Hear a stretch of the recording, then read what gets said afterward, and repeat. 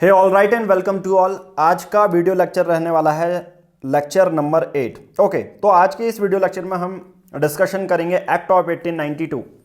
इससे पहले बहुत सारे एक्ट हमने डिस्कस किए।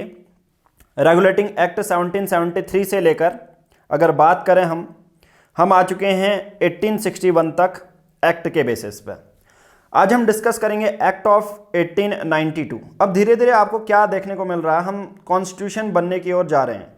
क्योंकि देखिए पहला ही जो चैप्टर है वो थोड़ा सा डिफिकल्ट रहेगा आपके लिए एक्ट को समझना।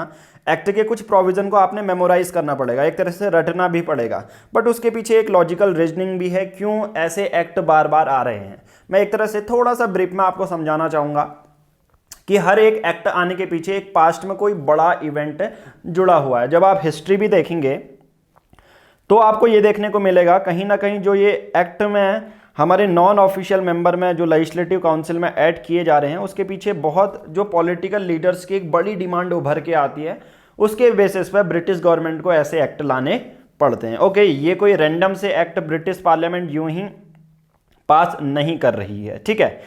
तो अभी तक हमने क्या देखा, 1861 के एक्ट के बेसिस पूरा कर लिया। अगर आप ये वीडियो पहली बार देख रहे हैं तो इससे पहले हम total 7 video lecture already upload कर चुके हैं। तो सबसे पहले इनिशियल से वो देखिए, फिर उसके बाद ये एक्ट में आइए। रैंडम से एक्ट आओगे तो आपको समझने में थोड़ा सा टाइम लगेगा, बट आप ऑलरेडी पढ़ चुके हैं तो डायरेक्ट ये देख सकते हैं। ओके, नाउ वीडियो को स्टार्ट करने से पहले वीडियो को लाइक नहीं किया तो वीडियो को लाइक कीजिए, चैनल को सब्सक्राइब कर लीजिए, क्योंकि लक्ष्मीकांत के साथ साथ जितने भी रेफरेंस बुक हैं और यूपीएससी रिलेटेड गाइडेंस है वो आपको मिलने वाली है। ओके, नाउ आज का टॉपिक है एक्ट ऑफ 1892।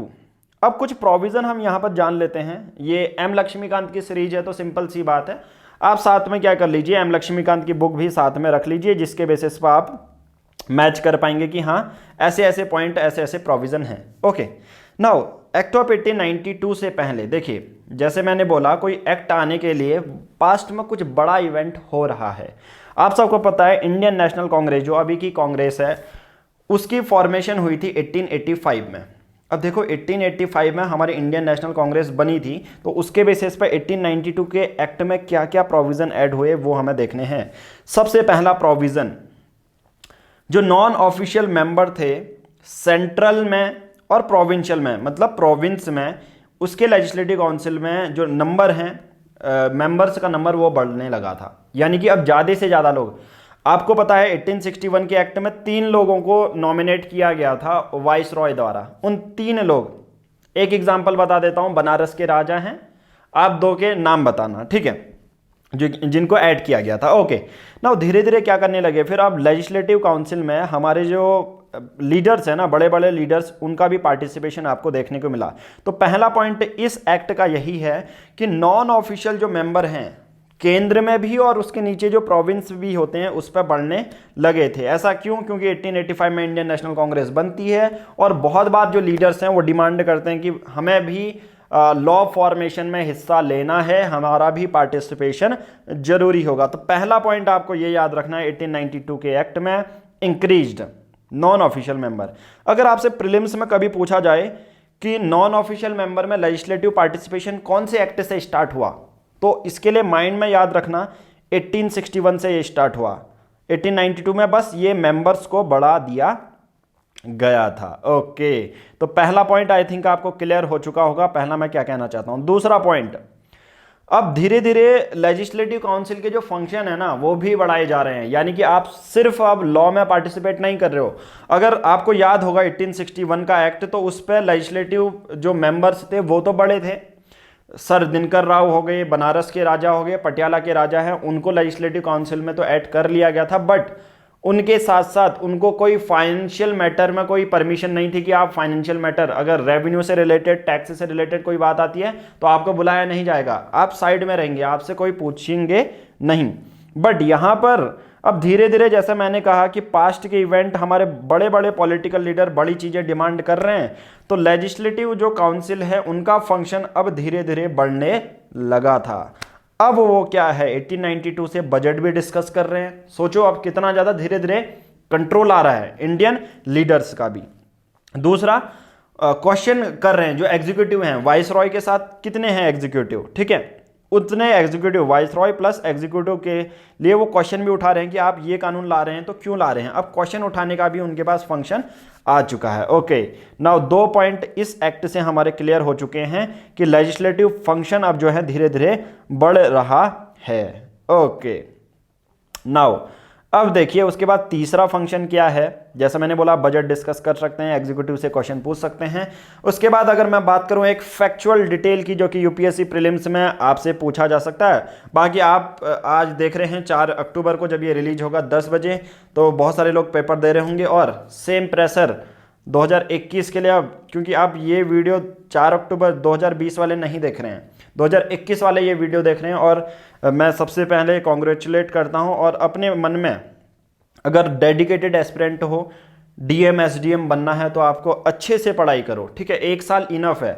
अगर अभी तक भी नहीं है, कोई इश्यू नहीं है, ठीक है। किसी को डिमोटिवेशन होता है, ये सब चीज़ें होती हैं, कमेंट बॉक्स में लिखिए कि क्या क्या चीज़ें आपको फेस हो रही हैं। मैं एक अच्छे से प्रोग्राम बनाऊंगा 2021 के लिए और अच्छे से क्या करें। बट अभी भी किसी ने पढ़ा नहीं है तो कोई बात नहीं है, 4 अक्टूबर है, 5 अक्टूबर से अच्छे से पूरा डेडिकेटेड सोशल मीडिया, फ़ोन, ये सब कम करो और अच्छे से डेली के बेसिस में, मैंने टाइम टेबल अपलोड किया है, हम डेली के बेसिस पर गाइडेंस वीडियो निकाल रहे हैं, ठीक है। तो आराम से करो, 2021 के लिए परफेक्ट, ठीक है, टारगेट करते हुए चलो। आई थिंक अगर आप वो करेंगे, ठीक है, अच्छे से 1 साल प्रिपेयर कर लेंगे ना, तो फिर कोई ऐसा नहीं है कि यार आपको, सिंपल सी बात है, एक क्रैक ना कर पाना एक ये भी होता है कि हम लैक ऑफ डेडिकेशन दिखाते हैं, ठीक है। डेडिकेशन आपको शो करनी पड़ेगी। तो प्रीलिम्स का फैक्ट क्या है? System of budget British India में कब इंट्रोड्यूस हुआ? 1860 में। ये सबसे पहली बात याद रखनी है। सिस्टम ऑफ बजट अगर भारत में ब्रिटिशर्स के टाइम पे, क्योंकि 1860 में ईस्ट इंडिया कंपनी, मतलब हमारा ब्रिटिश क्राउन रिस्पॉन्सिबल है इंडिया के गवर्नेंस में। तो सिस्टम ऑफ बजट कब इंट्रोड्यूस हुआ भारत में, उसकी डेट याद रख लो, 1860 ही है। ओके, नाउ उसके बाद नेक्स्ट है, अब देखिए कौन कौन सी चीज़ें होने लगती हैं। इतना सब क्लियर हो चुका होगा। देखिए कोई ऐसा नहीं है कि वाइट बोर्ड में ही आपको समझ में आएगा, ये तो और अच्छा मैंने डिजिटल आपको कर लिया। अब आपको ये हैंड रिटन नोट से भी दिखाने की ज़रूरत नहीं है, ठीक है। अब चौथा पॉइंट देखो, चौथा पॉइंट है nomination of non official member started. अब धीरे धीरे क्या है, नॉमिनेशन स्टार्ट हो जाते हैं सेंट्रल लेजिस्लेटिव काउंसिल में भी और प्रोविंशियल में भी। सेंट्रल लेजिस्लेटिव काउंसिल में नॉमिनेट कौन कर रहे हैं? वाइसरॉय कर रहे हैं। और प्रोविंशियल यानी कि सेंट्रल के नीचे स्टेट वाला, जैसे एक प्रोविंस होता है, उस पर कौन कर रहे हैं? गवर्नर कर रहे हैं। गवर्नर कौन होंगे? गवर्नर जनरल होंगे, सिंपल सी बात है। तो लास्ट पॉइंट इस एक्ट का है, act limited and indirect provision for use of election. अब यहां पर क्या है, नॉमिनेशन हो रहा है। जैसे इलेक्शन क्या होता है आप सबको पता है, कोई कैंडिडेट खड़ा उठा, सपोज मान के चलो यही है, ठीक है, कोई कैंडिडेट क्या हुआ, इलेक्शन में खड़ा हुआ, तो उसके बेसिस पर आपको क्या देखने को मिलता है, कोई कैंडिडेट इलेक्शन में खड़ा हो चुका है तो सिंपल सी बात है लोग वोट करते हैं, तो डायरेक्ट इलेक्शन वाला प्रोविजन है। बट 1892 में कोई ऐसा इनडायरेक्ट प्रोविजन था इलेक्शन का, यानी कि नॉमिनेशन से भी लोग आ रहे थे। Some non official seat both in the central and provincial legislative council, कुछ लोग जो है नॉमिनेट होके आ रहे थे, बट यहाँ पर कोई इलेक्शन का टर्म यूज नहीं किया गया, ठीक है, ये आपको याद रखना है। डायरेक्ट इलेक्शन की बात नहीं हो रही थी। आपको यूपीएससी कैसे फंसाएगी? आपको यूपीएससी ये फंसाएगी कि एक्ट ऑफ 1892 से इलेक्शन की बात हो गई थी और डायरेक्ट इलेक्शन स्टार्ट हो चुके थे, तो आपको यहीं पर यूपीएससी फंसाती है और उसमें आप कंफ्यूज हो जाते हैं। तो इन्हीं चीज़ों को आपको डायरेक्ट याद रखना है। ओके ना, उसके बाद कुछ, जैसे मैं हर बार की तरह कुछ अदर फैक्ट भी लाता हूं जो कि आपके इंपॉर्टेंट हो जाते हैं। सबसे पहले उस समय के वाइसरॉय कौन है, जब डायरेक्ट ये पूछा जाएगा आपसे 1892 का एक्ट के दौरान वाइसरॉय कौन है? वाइसरॉय कौन है? सिंपल सी बात है, एक क्वेश्चन यही बन जाता है। उसमें ये वाइसरॉय है लॉर्ड डफरिन। अभी मैं ट्रिक भी लाऊंगा कि किस तरह से एयर के बेसिस पर आप समझ पाएं, एयर के बेसिस पर आपको वाइसरॉय कैसे याद करने हैं, गवर्नर जनरल कौन थे, तो उसकी भी एक ट्रिक है, तो वो उसको मैं जरूर लाऊंगा, ठीक है। अब एक मैं प्लेलिस्ट बनाने वाला हूं जिसमें सिर्फ ट्रिक होंगी, यानी कि स्टैटिक पार्ट होगा, जैसे ऑल डिफेंस एक्सरसाइजेज हैं, जो नेशनल पार्क हैं, टाइगर रिजर्व हैं, सबकी एक लिस्ट है, ताकि आपको कहीं जाने की जरूरत ना हो। लास्ट में आप सिर्फ उसको रिवाइज करें और आपका बर्डन कम हो जाए। ओके, उस समय के वाइसरॉय हैं लॉर्ड डफरिन। ओके, दूसरा पॉइंट, इलेक्शन नॉट डायरेक्ट और इनडायरेक्ट, ठीक है, यानी कि कहने का मतलब जो इलेक्शन है वो इनडायरेक्ट हैं, नॉट डायरेक्ट है ऑब्लिक इनडायरेक्ट है, मतलब डायरेक्ट इलेक्शन की बात नहीं हुई है। इस एक्ट में इलेक्शन वर्ड का यूज नहीं हुआ है, ठीक है, ये याद रखना। ओके, उसके बाद एक और चीज, 1892 में जो लेजिस्लेटिव काउंसिल में 24 मेंबर थे उसमें से 5 जो हैं भारतीय थे। अब ये भी आपको याद रख लेना पड़ेगा, हालांकि ये चीज़ें लक्ष्मीकांत में नहीं दी हैं, बट कभी कभी आपसे पूछ लिया जाता है कि कितने जो हैं मेंबर्स थे भारतीय अगर लेजिस्लेटिव काउंसिल में इंक्लूड हुए हैं तो। उसके बाद अब ये एक्ट है, फर्स्ट स्टेप, इसमें क्या चीज़ है, first step towards a representative form of government. Simple सी बात है, अब हमारे भारतीय लोगों की भी रिप्रेजेंटेटिव हो रही है। Nothing for a common man in this act, कोई देखिए कॉमन मैन के बेसिस पे नहीं था, जनरली आपका राजा महाराजा ही लोग इसमें इंक्लूड हो रहे थे। ओके, अब साथ साथ देखो जब 1892 का एक्ट आता है ना, उसके बाद हमारे रेवोल्यूशनरी मूवमेंट भी साथ साथ चलने लग जाते हैं। अब जब 1909 वाला एक्ट हम पढ़ेंगे तो वो बहुत अच्छा हमें देखने को मिलेगा, कुछ बहुत अच्छे प्रोविजन हैं जो कि उससे ही क्वेश्चन फ्रेम होते हैं। नाउ धीरे धीरे क्या हुआ, इस एक्ट के बाद रेवोल्यूशनरी मूवमेंट शुरू होने लगे थे, क्योंकि कांग्रेस क्या कर रहा था, हमने कहा इंडियन नेशनल कांग्रेस 1885 में बनी थी, तो इंडियन नेशनल कांग्रेस जो है कांग्रेस की मॉडरेट पॉलिसी के बेसिस पे बहुत ज़्यादा उनके वो बस डिमांड करते थे, पिटीशन करते रहते थे, तो अब रेवोल्यूशनरी मूवमेंट चलने लगे थे, अब लोग दंगे भी करने लगेंगे, ठीक है, जैसे बाल गंगाधर तिलक ये सब लोग, ठीक है। बाकी ये तो आप हिस्ट्री में पढ़ते हैं। इस एक्ट के जो मेजर प्रोविजन थे, आई थिंक मैं सभी चीज़ आपको कवर करवा चुका हूँ। ये इतना ही होता है, देखिए नोट्स बनाने का यही फायदा है आपको कि आपको बार बार लक्ष्मीकांत की इतनी बड़ी जो बुक है वो, अगर प्रीलिम्स का पेपर है कल, आपको बस पॉलिटी के नोट्स रिवाइज करने, तो आपके पास हैंड रिटन नोट्स होने चाहिए या डिजिटल नोट्स होने चाहिए, ठीक है। लोग बस इसी में आलस कर जाते हैं कि यार वो सिर्फ पढ़ने में लगे रहते हैं, वो 5 घंटा दे देते हैं और सोचते हैं कि मैंने पढ़ लिया। बट अगर आप